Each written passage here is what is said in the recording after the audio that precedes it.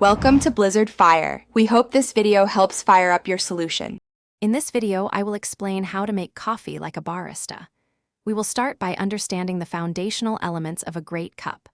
Always begin with fresh, high-quality coffee beans, ideally roasted within 2 weeks. Grinding your beans right before brewing is crucial for preserving their aromatic oils and flavor. Additionally, using filtered water significantly enhances the taste, ensuring no unwanted impurities affect your delicious coffee. Precision in measuring ingredients is key for consistent, excellent results every time. Next, let's talk about the perfect grind and dose. The grind size is paramount. A very fine grind is essential for espresso, while a coarser grind works best for methods like French press. For espresso, a common ratio is 1 part coffee to 2 parts extracted liquid. Ensure your ground coffee is evenly distributed in the portafilter before you tamp. This evenness prevents channeling and promotes a balanced extraction, leading to a superior shot of espresso.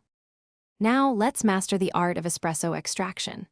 Apply a consistent tamp pressure, typically around 30 pounds, to create a compact coffee bed.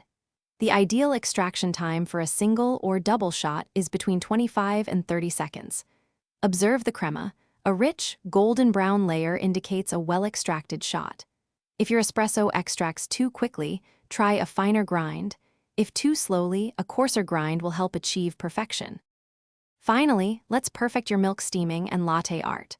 Always start with fresh, cold milk for optimal texture. Introduce air into the milk for just 2 to 3 seconds to create a silky microfoam, then submerge the wand. Heat the milk until it reaches a temperature between 140 and 150 degrees Fahrenheit. With practice, you can pour with precision, creating stunning latte art designs that elevate your coffee experience. Thanks for watching. If you found this helpful, don't forget to like and subscribe.